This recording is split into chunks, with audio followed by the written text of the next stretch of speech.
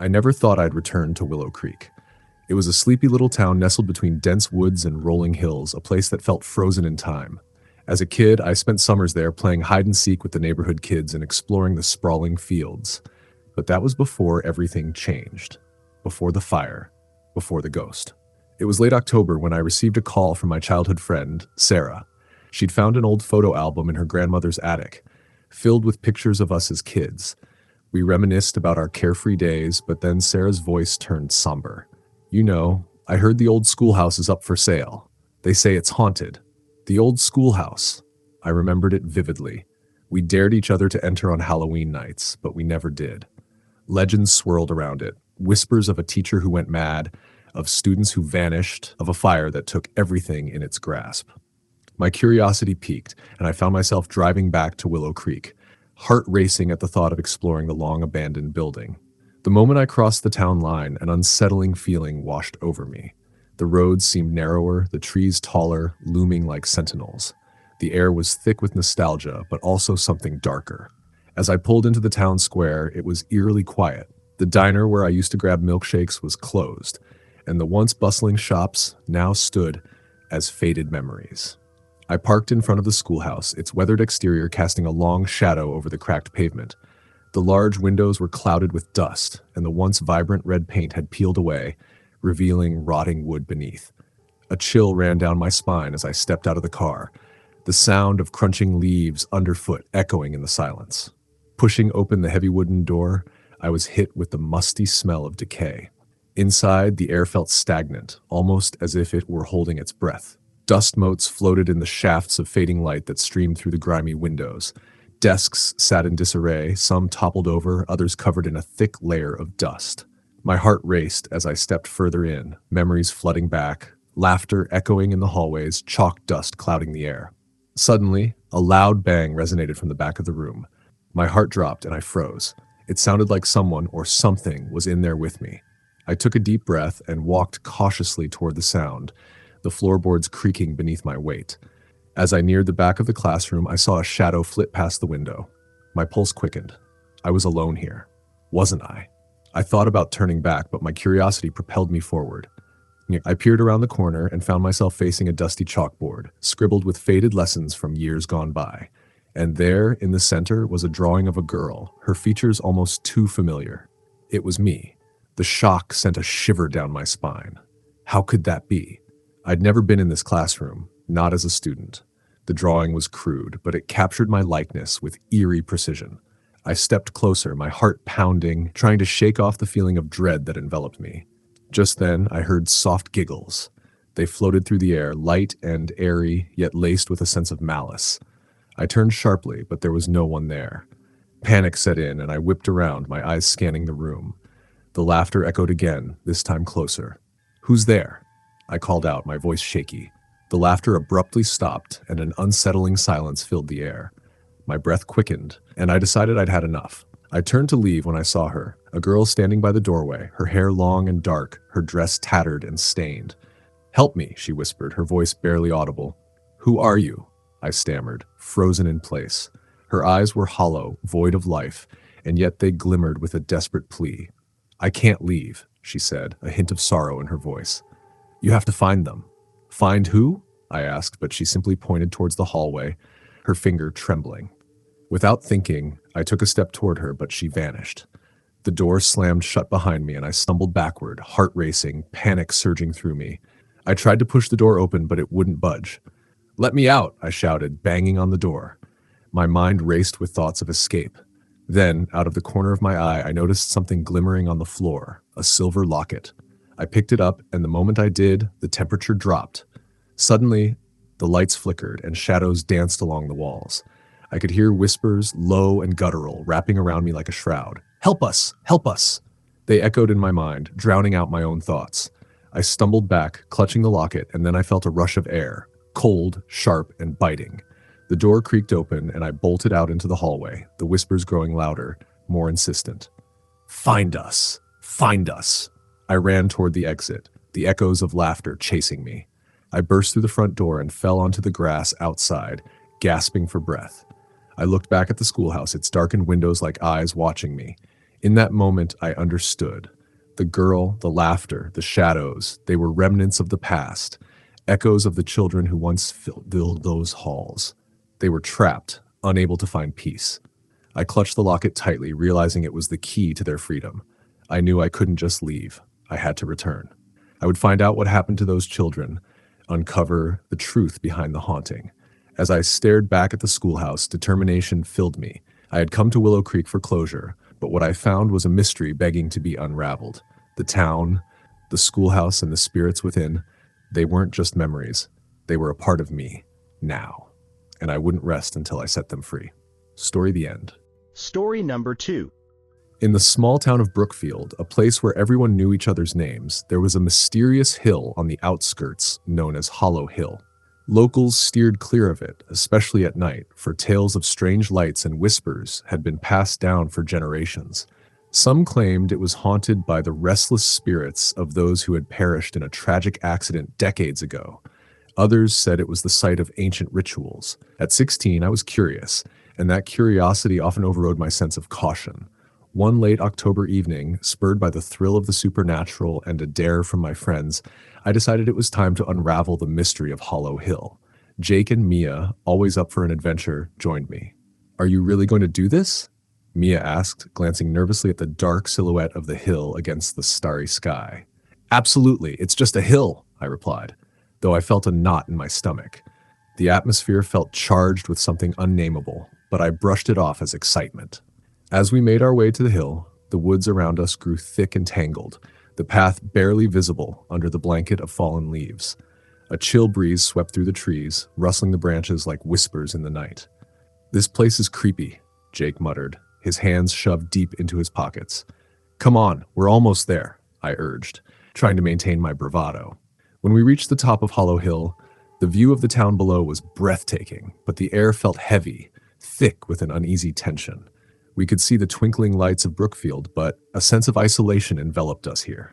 "Let's look for the lights," I suggested, recalling the stories of glowing orbs seen floating above the hill.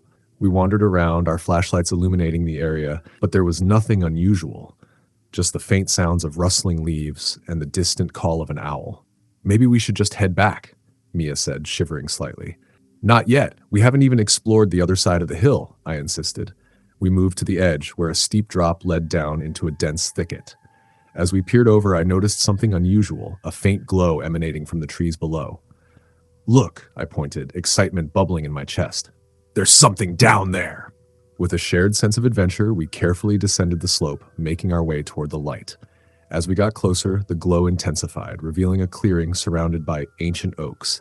In the center, a circle of stones stood, and at its heart flickered a small fire that emitted a soft, ethereal light. "What is this place?" Jake whispered, awe etched across his face. "I don't know, but it looks like it might have been used for something important," I replied, stepping closer. The air around the fire felt warm, inviting, yet a sense of foreboding loomed in the shadows of the trees. As we stood in the clearing, a sudden chill rushed through the air. The fire flickered violently, casting elongated shadows that danced across the stones. "This is giving me the creeps," Mia said, her voice shaking. Before I could respond, a soft whisper echoed through the clearing. "Help us. Please." "Did you hear that?" I gasped, heart racing. "Yeah, what was that?" Jake replied, backing away slightly. "Hello?" I called, my voice quivering. The fire flared up, illuminating a figure that emerged from the shadows. A woman, dressed in white, her face pale and haunting, stepped into the light. "Help us," she repeated, her eyes wide with desperation. "Who are you?" I asked, my voice barely a whisper. "I am Eleanor," she said, her voice laced with sorrow. "We were trapped here long ago. We need your help to break the curse." "What curse?" Mia asked, stepping closer to me, her eyes filled with fear. "The curse of Hollow Hill.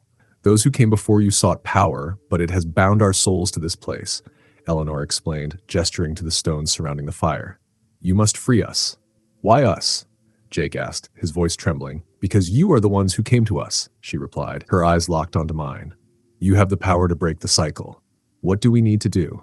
I asked, feeling a strange pull toward her and urgency in her words. "Create a circle of light," Eleanor instructed. "You must each bring a piece of your own light to the fire, and then the curse will be broken." "Okay, how do we do that?" I asked, glancing at my friends. Each of you must tell a story of love, of hope, and of loss, she said, her gaze unwavering. Your truths will ignite the fire and set us free. I looked at Mia and Jake, fear and uncertainty dancing in their eyes. I'll go first, I said, stepping closer to the fire. I took a deep breath, recalling the story of my grandmother who had passed away the previous year. Her warmth and laughter flooded back to me as I recounted the memories, my voice gaining strength. As I spoke, the flames grew brighter, illuminating the clearing. I felt the warmth envelop me, a sense of peace washing over my fears. Mia was next, sharing her story about a lost friendship, the pain of betrayal, and the strength she found to forgive. With each word, the fire roared higher, casting a golden glow over the clearing. Finally, it was Jake's turn. He told of his struggles with self-doubt and the love he had for his family, how their support lifted him from darkness. The fire blazed brilliantly, filling the air with an intense warmth and light that pulsated with energy. As we finished, Eleanor stepped closer, her face radiating gratitude. You have done it, she said, her voice soft yet powerful. You have broken the curse. In that moment, the clearing filled with a blinding light, enveloping us in a cocoon of warmth. The whispers grew louder, a chorus of voices thanking us for freeing them from their anguish. The shadows that once loomed over Hollow Hill began to dissipate, replaced by a sense of serenity. When the light faded, Eleanor was gone, but the clearing felt transformed. The air was light, free from the weight of sorrow. As we climbed back up Hollow Hill, the night seemed alive with possibility. The moon shone brighter than ever, illuminating our path. We left the darkness of the past behind, carrying with us a newfound understanding of love and loss. From that day on, the town of Brookfield spoke of Hollow Hill differently. No longer a place of fear and mystery, it became a symbol of hope and redemption. And every Halloween, I would return to that clearing, remembering the light we had shared and the spirits we had set free. Story the end. Story number 3. In the small town of Cedar Creek, nestled between rolling hills and dense woods, there was an old playground that everyone whispered about. It had been abandoned for decades, the swings rusted and the slides cracked. Local kids claimed it was haunted by the spirits of children who had vanished years ago, leaving only echoes of laughter behind.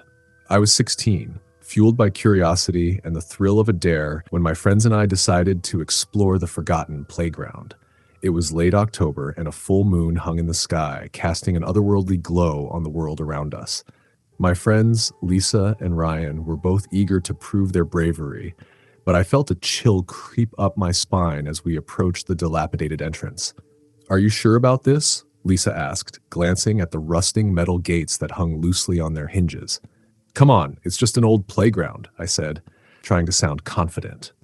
What's the worst that could happen? As we stepped inside, the air felt heavy, thick with the scent of damp earth and decay. The ground was overgrown with weeds, and the remnants of colorful paint clung desperately to the play structures. The atmosphere was eerily silent, as if the very air was holding its breath. Let's check out the swings first, Ryan suggested, his voice barely above a whisper. We made our way over, the crunch of dead leaves underfoot sounding like whispers in the dark. As we reached the swings, I noticed something strange. One swing was moving back and forth gently, despite the lack of wind. I felt a shiver run down my spine. That's weird, I said, glancing at Lisa and Ryan. They both looked just as unsettled. Maybe it's just the way the metal creaks, Lisa said, though her voice shook slightly. Yeah, or maybe someone else is here with us, Ryan added, trying to laugh it off. But I could see the fear in his eyes. We moved away from the swings and ventured deeper into the playground, our flashlights cutting through the darkness. The slide loomed in the distance, towering over the area, and we headed toward it. As we approached, I noticed something odd at the top. It looked like a doll, a faded old rag doll with a stitched smile. Who would leave a doll here? I wondered aloud, feeling an uncomfortable knot form in my stomach. I don't know, but it's creepy, Lisa replied, eyeing the doll warily. I reached up and picked it up, brushing off the dirt. Its eyes seemed to glimmer in the flashlight's beam, and for a moment I felt a strange connection to it, a whisper of sadness and longing. We should take it with us, I said half-jokingly. Are you nuts? Ryan exclaimed. What if it's cursed or something? Just for a laugh, come on, I insisted, tucking the doll under my arm as we moved toward the old merry-go-round, its colors faded and chipped. As we spun it slowly, the sound of creaking metal filled the air, blending with an eerie silence that settled around us. Suddenly, a loud crash echoed the direction of the swings. We froze, hearts racing, as we turned to see the swing set swaying violently, even though no one was near it. The air grew colder, and I could see my breath in front of me. "Did you see that?" I whispered, panic flooding my voice. "Let's get out of here," Lisa urged, her eyes wide with fear. "No, we can't leave yet. We came to explore," I protested, though a part of me wanted to flee. Just then, I heard the laughter, soft and childlike, echoing from the depths of the playground. It sent chills down my spine. "Did you hear that?" Ryan asked, looking around nervously. Before I could respond, the laughter grew louder, ringing in our ears. "We should go," Lisa insisted, backing away slowly. But I felt drawn to the sound. "Wait, let's see where it's coming from," I shouted, unable to suppress my curiosity. I led the way toward the sound, moving cautiously toward the old climbing structure at the back of the playground. As we approached, the laughter stopped abruptly, replaced by a heavy silence. I felt an unsettling sensation as if something was watching us. I climbed up to the top of the structure, heart pounding, and peered down. "Hello?" I called out, my voice echoing. "Is anyone there?" For a moment, there was nothing but silence. Then, from behind the swings, a figure emerged, a girl with tangled hair and tattered clothes, her face dirty and smeared with tears. She stood at the edge of the playground, gazing at us with wide, hollow eyes. "Help me," she said, her voice barely a whisper, yet it felt like a command. "Who are you?" I asked, my heart racing. "I'm lost," she replied, taking a step closer. "Can you help me find my friends?" Suddenly, the ground beneath us shook, and the swings started moving again, creaking ominously. Ryan and Lisa gasped, and I felt a wave of dread wash over me. "Stay back," I shouted, stepping toward the girl. "Where are your friends?" "They're playing hide and seek," she said, glancing back toward the shadows of the trees, her voice tinged with a sadness that made my heart ache. "But they forgot me. Come with us. We'll help you find them," I said, trying to sound reassuring. She shook her head, a pained expression crossing her face. "You can't leave. You have to stay and play with me." At that moment, the wind picked up, swirling around us, and I felt a force pulling me toward her. I glanced back at my friends, their faces a mix of fear and confusion. "No!" I shouted, trying to resist the pull. "We need to go." The girl's expression shifted from sadness to anger. "You can't leave me," she screamed, her voice echoing in the darkness. The playground around us began to warp, the colors fading into a dark, oppressive shadow. "Run!" I yelled, and without hesitation we turned and sprinted back toward the entrance. The laughter erupted again, but this time it was taunting, echoing in our ears as we dashed through the playground, the structures looming like dark giants around us. We reached the gate, and I threw myself against it, pushing with all my strength. It swung open, and we stumbled out into the safety of the street. Gasping for breath, we turned to look back at the playground, now shrouded in mist. The girl stood at the entrance, her face twisted in anguish, her small hands reaching out toward us. "Help me." Her voice trailed off, fading into the night as we ran down the street, the echoes of her laughter haunting us. That night, as I lay in bed, I couldn't shake the feeling that we hadn't just encountered a spirit, but a soul trapped in a world of darkness. I never returned to that playground again, but I often heard the whispers of the forgotten girl in the wind, reminding me of the innocence lost and the bonds that could never be broken. In the end, Cedar Creek continued to thrive, but the playground remained a shadowy reminder of the past, an echo of laughter intertwined with sorrow, where lost souls wandered, forever searching for a way home. Story number 4. The Ghost of Maple Street. I grew up on Maple Street, a place that was once vibrant and lively, filled with the laughter of children playing and families gathering on porches. But that was before the incident, before the disappearance that turned our town into a shadow of its former self. I was only a child then, but the haunting memories still lingered like a bitter chill in the air. I had moved away for college, eager to escape the small town suffocation, but when I received a call from my childhood friend Emily, asking me to come back for a reunion, something pulled at my heartstrings. It had been years since I'd seen her, and despite the creeping dread, I felt compelled to return. As I drove down Maple Street, nostalgia washed over me. The old oak trees still lined the street, their leaves now a fiery red, but the houses looked weary, their paint chipped and stories untold. I parked in front of the community center where the reunion was being held and stepped out of my car, my heart racing. The center was filled with familiar faces, but the laughter felt forced, the smiles tinged with sadness. Emily spotted me from across the room, her eyes lighting up. "You made it," she exclaimed, pulling me into a tight hug. I couldn't miss it, I said, though the heaviness in the air made my heart sink. As the night wore on, we reminisced about our childhood, but the specter of the past loomed over us. Do you remember that day? Emily asked, her voice low. When Sarah went missing? I nodded, the memory flooding back. Sarah was our friend, the girl with the wild curls and infectious laughter. She had vanished one summer day, and despite the search efforts, no one had ever found her. It was as if she had disappeared into thin air, leaving only echoes of her laughter behind. We've been hearing things, Emily continued, her gaze shifting to the window.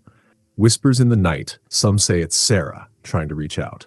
Come on, Em, it's just a story, I replied, but doubt crept in. The locals had always whispered about the cursed tree at the end of the street where Sarah was last seen. It was said to be a portal, a gateway to the unknown. Later that night, after the reunion wound down, Emily suggested we visit the tree. For old time's sake, she said, but I could see the fear in her eyes.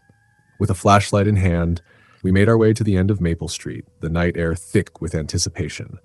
The moon hung low, casting an eerie glow on the twisted branches of the ancient tree. Its gnarled trunk seemed to pulse with energy, and as we approached, a chill enveloped us. Are you sure about this? I asked, hesitation creeping in. We have to know, Emily whispered, stepping closer. For Sarah. As we stood before the tree, the wind picked up, rustling the leaves like whispers in the dark. I felt a strange sensation, a pull toward the trunk. The bark was rough under my fingers, and as I pressed my palm against it, a vision flashed in my mind. A glimpse of Sarah, her eyes wide with fear, reaching out for help. Do you feel that? I gasped, pulling my hand away. Emily nodded, her breath shallow. It's like she's here, like she wants us to find her. Suddenly, the temperature dropped, and a voice echoed through the air, soft and mournful. Help me! Help me! Did you hear that? I asked, heart pounding. Sarah! Emily shouted, her voice trembling. Where are you? The wind howled, and the ground trembled. I stumbled back, gripped by fear. We need to leave, I urged, but Emily was rooted to the spot, her eyes wide. Wait, she's trying to show us something! Before I could protest, Emily stepped closer to the tree, her fingers tracing the rough bark. What do you want, Sarah? She cried out. In that moment, the air shimmered, and a shadowy figure appeared beside the tree, a girl with wild curls, her face pale and gaunt. It was Sarah. Help me, she whispered again, her voice barely audible. I felt a surge of emotion, a mix of fear and sadness. What happened to you? I called out, my voice trembling. They took me, she replied, her eyes filling with tears. I'm trapped. You have to find the truth. Who took you? Emily asked, desperation lacing her voice. The man in the shadows, Sarah said, her gaze distant. He comes at night. He's always watching. I felt my stomach drop. I'd heard whispers about an old man who lived at the edge of town, someone who'd been shunned for his strange ways. Some said he dabbled in dark rituals. Others claimed he had the power to control spirits. Sarah, how can we help you? I asked, wanting nothing more than to free her spirit. The tree holds the key, she said, pointing toward the trunk. But you must act before the next full moon. With that, the vision faded, and Sarah was gone. Emily and I stood in stunned silence, the weight of our task pressing down on us. We have to go to the old man's house, I said finally. He might know something. As we made our way to the outskirts of town, I felt an unease settle in my bones. The night was still, the silence deafening. The old man's house was a crumbling ruin, overtaken by vines and shadows. We hesitated at the gate, exchanging wary glances. What if he's dangerous? Emily whispered. Then we'll run, I replied, steeling my resolve. We approached the door and I knocked. The sound echoed, and after a moment it creaked open. An old man with wild hair and a crooked smile stood before us, his eyes glinting in the darkness. Come in, children, he said, his voice raspy yet inviting. We exchanged uncertain glances, but stepped inside. The interior was cluttered with strange artifacts, bottles filled with herbs, faded photographs, and candles burned down to stubs. What do you seek? The old man asked, studying us closely. Sarah, I said, my heart racing. We need to know what happened to her. He nodded slowly, his expression shifting. The girl was taken by the shadows, trapped between worlds. The tree is a conduit, but it cannot be opened without a sacrifice. A sacrifice? Emily echoed, horror creeping into her voice. Not what you think, he said, holding up a hand. A memory, a truth that binds you to her. I took a deep breath, realizing what he meant. We need to confront our past, the day she disappeared. He nodded again. You must go back to the tree, and there you will find what you seek. With a heavy heart, we returned to the tree. the weight of our mission pressing down on us. As we stood there, I closed my eyes and focused on that summer day, the laughter, the games, the innocence of our childhood. Then it hit me. The argument. Sarah and I had fought over something trivial, and I had said words I regretted. "I'm sorry, Sarah," I whispered, feeling the warmth of tears fill my eyes. "I never meant it." A gust of wind swept through the clearing, and the shadows coalesced once more. Sarah's figure emerged, her eyes locked on mine. "You remember," she said, her voice filled with relief. "You have to forgive yourself." "I forgive you," Emily added, stepping forward. "We all do." With each word, the air shifted, and the trees seemed to pulse with energy. The shadows around us began to recede, and a soft light enveloped Sarah's figure. "Thank you," she whispered, her smile brightening. "You've set me free." As the light faded, the trees shimmered, and the darkness lifted from Maple Street. The curse was broken, the whispers silenced at last. In the days that followed, life returned to Maple Street. The laughter of children once again filled the air, and the houses regained their warmth. As for Emily and me, we carried Sarah's memory in our hearts, knowing that even in death, she would always be with us. And so Maple Street was no longer haunted. It had become a place of healing, a reminder of the bonds that transcend life and death. Story the end. Story number 5. Moving to Hollow Creek was supposed to be a fresh start for me. After a messy breakup and a layoff from my job, I needed a change. The small town promised tranquility, nestled among towering mountains and dense forests. But from the moment I arrived, I sensed something was off. The townsfolk were friendly enough, but they had a way of sidestepping questions about the surrounding woods. "Just don't go too far into the forest." An elderly man warned me at the local diner, his voice low. "It's not safe after dark." "Why not?" I had asked, intrigued. He looked at me with a grave expression. "People disappear in those woods. Some say they hear whispers calling to them. Others have seen things, dark things." I shrugged it off as a small-town myth, but I felt a chill run down my spine. Curiosity gnawed at me, and as the sun set that evening, casting long shadows across the town, I decided to explore the woods myself. Armed with a flashlight and a sense of adventure, I ventured into the dense thicket behind my new home. At first, the forest was peaceful. The soft rustling of leaves and the distant call of an owl provided a calming backdrop. But as I walked deeper, an unsettling stillness enveloped me. The air grew thick, and an eerie silence settled in, punctuated only by the occasional snap of a twig underfoot. I stumbled upon an old path, overgrown but faintly visible. The whispers began then, a soft, beckoning sound as if the very trees were trying to speak to me. "Help us. Come closer." I shook my head, trying to dispel the growing unease. "It's just my imagination," I muttered, pushing forward. But the whispers grew louder, more insistent. "Help us. Find us." Something compelled me to follow the sound, and against my better judgment, I pressed on. The path twisted and turned, leading me to a clearing where a dilapidated cabin stood. Its windows were shattered, and vines snaked up the rotting wood. The whispers now surrounded me, echoing off the trees. "Please, help." I hesitated at the entrance, peering inside. The cabin was dark, the air thick with dust and the smell of decay. My flashlight flickered as I stepped over the threshold. "Hello?" I called out, my voice trembling. "Is anyone here?"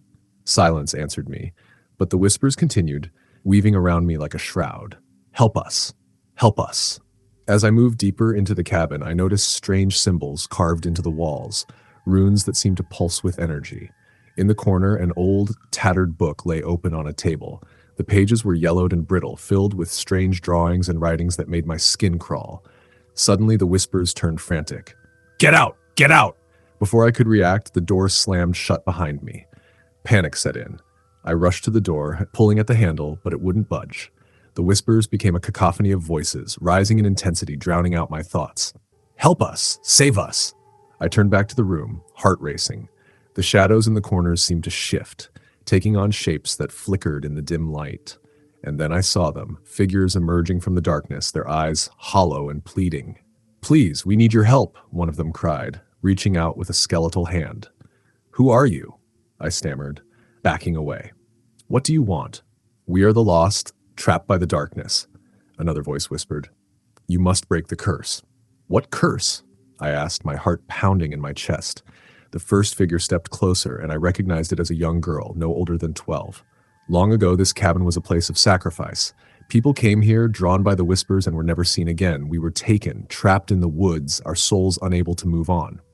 "But how can I help?" I asked. desperation creeping into my voice. "You must find the heart of the woods," she said, her voice growing fainter.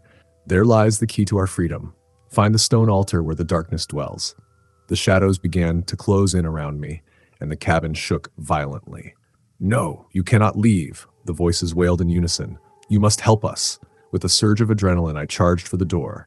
I slammed my body against it, and this time it burst open, throwing me into the forest. I stumbled forward, breathless, fear propelling me deeper into the trees. The whispers still echoed in my ears, urging me on. "Find the altar. Save us." With every step, the forest seemed to shift, guiding me toward a destination I couldn't see. I ran until I reached a larger clearing, where an ancient stone altar stood, overgrown with moss and surrounded by tall trees. The atmosphere was heavy, the air crackling with energy. I approached cautiously, feeling the weight of the spirits behind me, urging me onward. The altar was adorned with more of the strange symbols I had seen in the cabin. I placed my hands on the cool stone and closed my eyes, focusing on the voices. "I'm here to help," I shouted, my voice breaking the silence. "What do you need me to do?" The whispers intensified, swirling around me like a storm. "We need you to release us. Speak the words of freedom." I felt a surge of energy coursing through me, and in that moment I recalled a passage from the book I had found in the cabin. With all my might, I spoke the words aloud, feeling their power ripple through the air.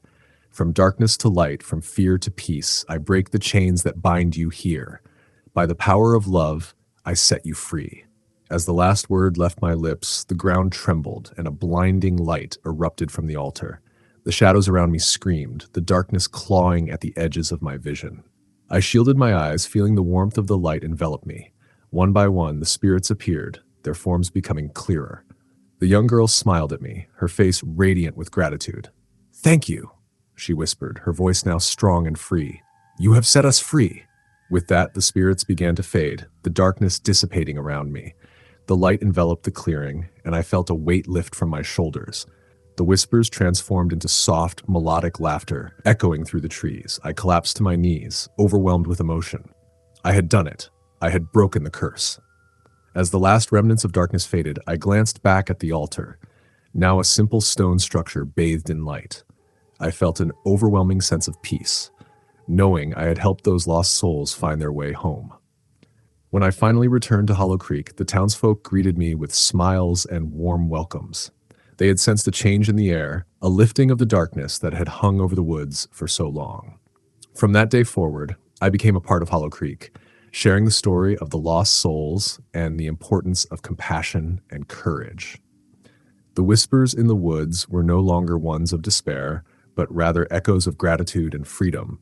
And whenever the sun dipped below the horizon, casting golden light through the trees, I felt the spirits of Hollow Creek watching over me, their presence a reminder that love can conquer even the darkest of places. Story the end. Story number 6. I remember the day I left Willow Creek like it was yesterday. It was a typical fall day, the trees ablaze with color and the air filled with the scent of damp earth. I just turned 18 and was ready to escape the sleepy little town that held too many ghosts, literal and figurative. I thought I'd never look back, but when I received the call, I knew I had to return. "Something's wrong," my brother Jake said, his voice shaky. "You need to come home." He didn't explain, but the urgency in his tone sent a chill down my spine. I drove through the familiar winding roads. The landscapes that used to soothe me now felt claustrophobic. Willow Creek was, as I remembered, quaint, quiet, and full of whispers of the past. As I parked in front of our family home, I noticed the curtains were drawn, casting shadows over the porch. A feeling of dread settled in my stomach. Jake greeted me at the door, looking more haggard than I'd ever seen him. "It's Mom," he said, his eyes darting around as if the walls were listening. "She's been different since the last full moon." "Different how?" I asked, though I was afraid of the answer.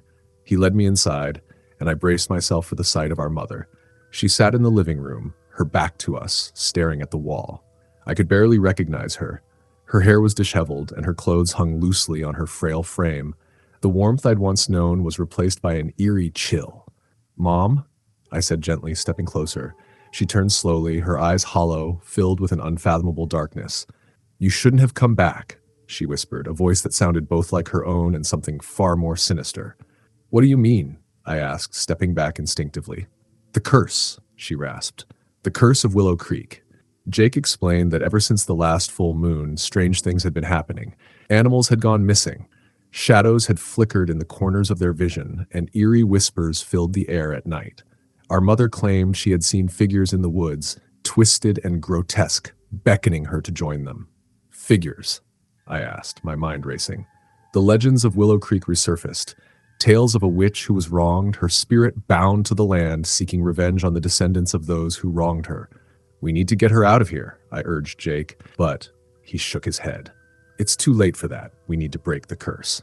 Determined, I grabbed an old map of Willow Creek that I'd found in the attic years ago. It showed the old witch's trail, a path leading into the woods that was said to hold the answers we needed. As night fell, we decided to venture out. With flashlights in hand, we navigated the darkened path, the trees towering overhead like ancient sentinels. Every sound seemed amplified. The rustling leaves, the snapping of twigs underfoot, and the occasional hoot of an owl, all underscoring the tension in the air. After what felt like hours, we stumbled upon a clearing. In the center stood a weathered stone altar, overgrown with moss and vines. I felt a surge of recognition. This was the place from the stories, where the witch had been wronged, where sacrifices had been made. Jake and I exchanged uneasy glances. "What do we do now?" I whispered, fear creeping in. "Find a way to communicate with her," he said, his voice barely above a whisper. "We need to understand why she's haunting Mom." I closed my eyes, recalling the tales I'd heard as a child about the ritual. "We need to offer something," I murmured, reaching into my pocket for the locket I always wore, a keepsake from my childhood. This belonged to her. As I placed the locket on the altar, the air shifted. A cold breeze swept through the clearing, and the shadows deepened. The ground trembled slightly beneath our feet, and a low hum resonated in the air. "Who dares disturb my rest?" a voice echoed, deep and reverberating through the trees. I looked around frantically. "We're here to help," I shouted. "We want to break the curse." The shadows coalesced into a figure, a woman cloaked in darkness, her face obscured. "You cannot break what is already bound," she hissed, her voice sharp and accusing. "You come to me with offerings, yet you do not understand the price." "What price?" Jake asked, his voice trembling. "The blood of the guilty," she replied, a chilling smile creeping across her lips. "Those who wronged me must pay." "No," I shouted, stepping back.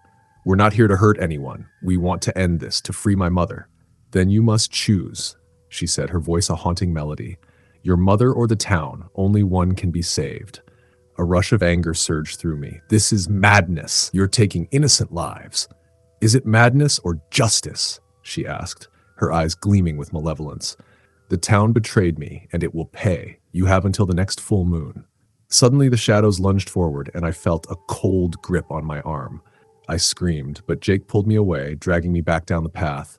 We ran, the sound of laughter and whispers chasing us through the trees. When we finally burst out of the woods, we collapsed onto the ground, gasping for air. The weight of the decision hung over us. I couldn't let the town suffer, but how could I choose between my mother and the people who'd wronged the witch?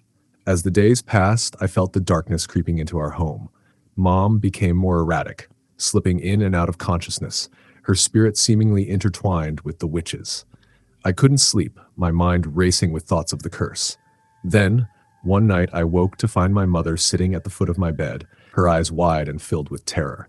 "You have to listen to me," she whispered urgently. "You must end this. Find the truth." The next day, Jake and I visited the town's old library, digging through records and newspapers. We uncovered a dark history. The witch had been falsely accused of crimes she didn't commit. Her life taken by fire set by the very townsfolk who now lived in ignorance. Her spirit isn't evil, I realized, my heart racing. She's seeking justice, not revenge. As the full moon approached, I knew what I had to do. We gathered the townspeople, revealing the truth about the witch and the injustices she'd faced. Many were skeptical, but some began to understand. Together, we decided to hold a ceremony at the altar, to acknowledge the past and seek forgiveness. That night, as we stood in the clearing, I felt the presence of the witch surround us. "I seek not revenge, but acknowledgement," her voice echoed. "Your ancestors wronged me, and it is their descendants who must make it right." As we spoke the words of apology, the air around us shimmered. The shadows receded, and the weight of the curse began to lift. I felt my mother's hand in mine, the warmth returning to her body. "I'm proud of you," she whispered, tears streaming down her face. The witch's figure appeared one last time, her eyes softening. "You have chosen wisely. I will no longer haunt this place, but remember, the past can never be forgotten. With that, she vanished into the night. The burden of the curse finally lifted. The town slowly returned to its peaceful state, the whispers fading into the breeze. As for us, Willow Creek became a place of healing, a reminder of the power of truth and redemption. And though I would never forget the darkness that lingered, I finally felt free.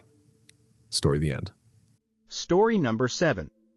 In the small town of Maple Hollow, where every street had a story and every shadow felt alive, I grew up hearing tales of the old Carter House. The creaking structure sat at the edge of town, draped in vines and shrouded in a sinister aura.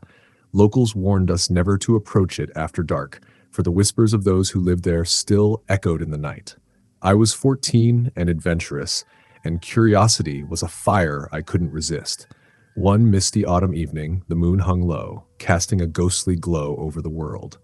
My friends, Jenna and Mark, and I gathered in my living room, armed with flashlights and an insatiable need for thrill. "Let's check out the Carter House," Jenna suggested, her eyes sparkling with mischief. "Are you crazy?" Mark replied, his face pale. "What if we get caught?" But the thought of exploring the rumored haunt ignited something reckless in me. "Come on, it'll be fun. We'll just take a quick look. We can't let ghost stories scare us, right?" As we slipped into the cold night, our breaths formed clouds of mist, and a chilling wind rustled the trees like a warning. The closer we got to the Carter house, the heavier the air felt, thick with unease. My heart raced as we reached the weathered gate, the hinges creaking like the bones of the house itself. "Are you sure about this?" Mark asked, his voice shaking slightly. "Yeah, let's go," I urged, pushing the gate open with a groan.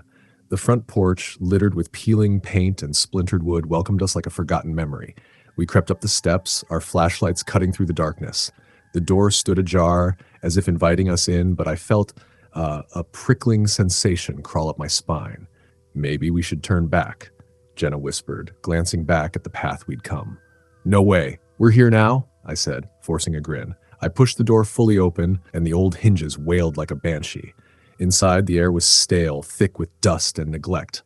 Cobwebs hung like drapes, and the floorboards creaked under our weight. I pointed my flashlight around the entryway, illuminating faded photographs on the wall, their faces blurred and ghostly in the dim light. "Who lived here?" Mark asked, taking a step back. "The Carters," I replied, recalling the story of the family who vanished without a trace, leaving their home to rot. "They say the parents went mad and the kids were never found." A chill swept through the room, causing me to shiver. "Let's explore the upstairs," I suggested, and the others hesitated, but followed, caught up in the adrenaline. As we climbed the staircase, the wood groaned beneath us. The hallway above was cloaked in darkness, and our flashlights flickered nervously. A door at the end of the hall caught my attention, slightly ajar, its edges worn as if something had clawed at it. "Check this out," I said, moving closer. Pushing the door open, a sudden gust of wind howled through, sending chills down my spine. Inside was a child's bedroom, untouched by time. The walls were painted a soft blue, and a small bed lay in the corner, sheets neatly tucked in. "Creepy," Jenna whispered, her eyes wide. I stepped inside, the floorboards creaking under my weight. A soft giggle echoed from the shadows, freezing me in place. "Did you hear that?" I asked, glancing back at my friends who looked equally alarmed. "What was that?" Mark stammered, stepping further into the room. "Just the wind," I said, though I didn't believe it. I walked over to a dusty toy chest in the corner, curiosity driving me. As I opened it, a rush of musty air engulfed me, and I found it filled with old toys, their surfaces coated in layers of dust.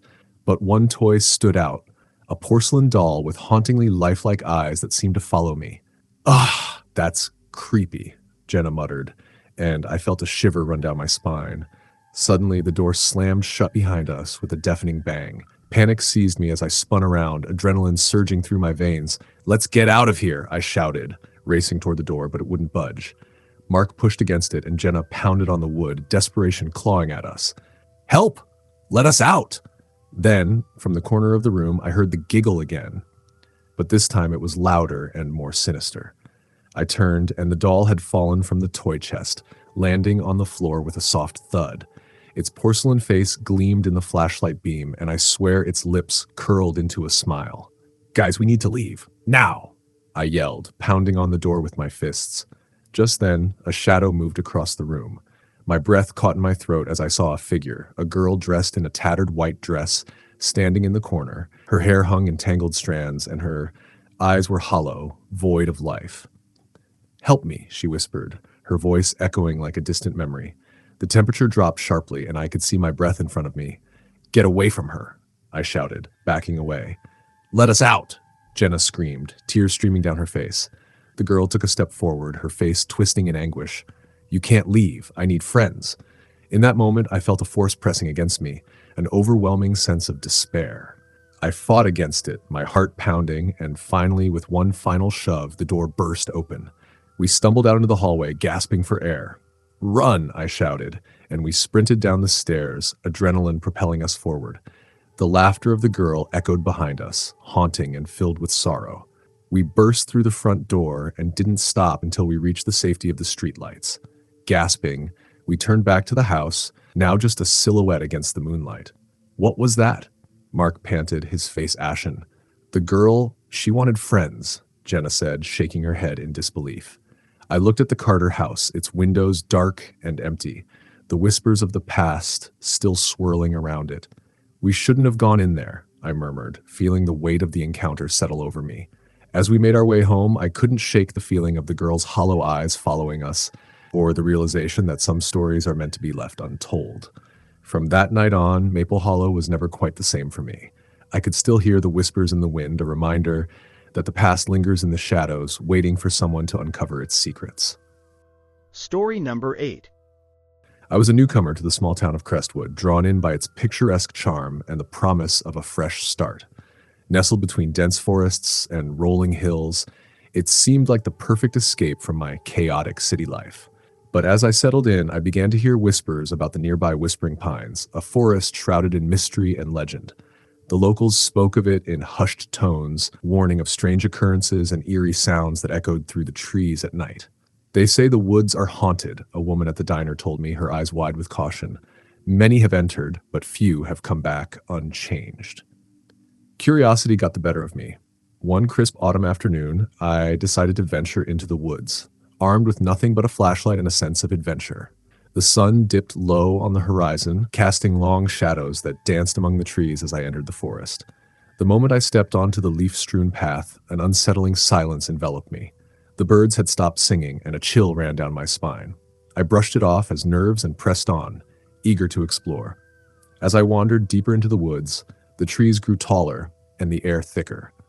The sunlight filtered through the branches, creating an almost surreal atmosphere. I stumbled upon a clearing where an old rotting bench sat under the canopy of pines. I took a seat, trying to shake off the feeling of being watched. That's when I heard it. Faint, almost imperceptible whispers. I strained to listen, but the words were lost in the rustling leaves. My heart raced as I looked around, convinced someone was there, just out of sight. I stood up, ready to leave, when I noticed something glimmering on the ground. Curiosity piqued. I bent down to inspect it. It was a small, tarnished locket, its chain tangled in the underbrush. I opened it to find a faded photograph of a young girl, her smile radiant yet haunting. I felt an inexplicable connection to her, a pull that urged me to learn more. Suddenly, a gust of wind swept through the clearing, and the whispers grew louder, swirling around me. "Help us," they echoed, chilling my blood. Panic set in, and I bolted from the clearing, desperate to escape the oppressive atmosphere. As I retraced my steps, the forest seemed to close in around me. The path was no longer familiar. I felt lost, disoriented. I stumbled into a dense thicket, and before I knew it, darkness had fallen. My flashlight flickered ominously, and I felt a wave of dread wash over me. Then I heard it, a soft sobbing echoing through the trees. My instincts screamed to run, but a strange sense of compassion pulled me forward. "Hello?" I called out hesitantly, my voice trembling. The sobbing grew louder, guiding me deeper into the forest. Eventually, I reached another clearing, and there, in the moonlight, stood the same girl from the photograph. Her figure shimmered like mist, her eyes filled with sorrow. "Why are you here?" she asked, her voice a haunting melody. I found your locket," I stammered, holding it out. "I wanted to know what happened to you." Tears welled in her eyes. "I am lost. Trapped between worlds. My name is Eliza. I was taken from my family many years ago, and I can't find my way back." "What do you mean? Taken by who?" I asked, my heart aching for her. "The man in the woods," she whispered, glancing nervously over her shoulder. "He lured me here with promises of adventure, but once I entered, I could never leave." Suddenly, the atmosphere shifted, and a dark figure emerged from the shadows. A tall man with hollow eyes and a sinister smile. "You shouldn't have come here," he said, his voice like gravel. "The woods belong to me." I backed away, fear coursing through my veins. "What do you want with her?" Eliza's form flickered, her face twisted with fear. "He feeds on our despair. He will try to take you too." "Leave her alone," I shouted, my voice echoing in the night. The man laughed, a chilling sound that sent shivers down my spine. "You think you can save her? She's mine." In that moment, I realized I couldn't let Eliza remain trapped. "I won't let you take her," I yelled, and something deep within me ignited, a surge of determination fueled by compassion. I reached for the locket, clutching it tightly in my hand. "You are not alone, Eliza. We can break this curse together." The man lunged toward us, but I stood firm, my heart pounding as I shouted, "I release you from your pain. You are free." A brilliant light erupted from the locket, illuminating the clearing. Eliza's form began to glow, her sorrowful expression transforming into one of hope. "Thank you," she whispered, her voice now strong and clear. The dark figure shrieked, the light pushing him back. "No, you cannot do this," he bellowed, but it was too late. The shadows retreated, and Eliza's spirit began to rise, free at last. "Remember me," she said, her voice echoing like a sweet song, "and know that love conquers all." With a final burst of light, Eliza vanished, leaving behind a serene stillness in the woods. The darkness that had loomed over Whispering Pines dissipated, replaced by the soft glow of moonlight filtering through the trees. I stumbled back, breathless, filled with a mix of relief and sadness. I turned to leave, my heart heavy yet hopeful. As I walked back through the forest, the whispers had transformed, now carrying a gentle warmth that wrapped around me like a hug. When I finally emerged from the woods, the first light of dawn greeted me. The town of Crestwood felt different, renewed, as if the very air was lighter.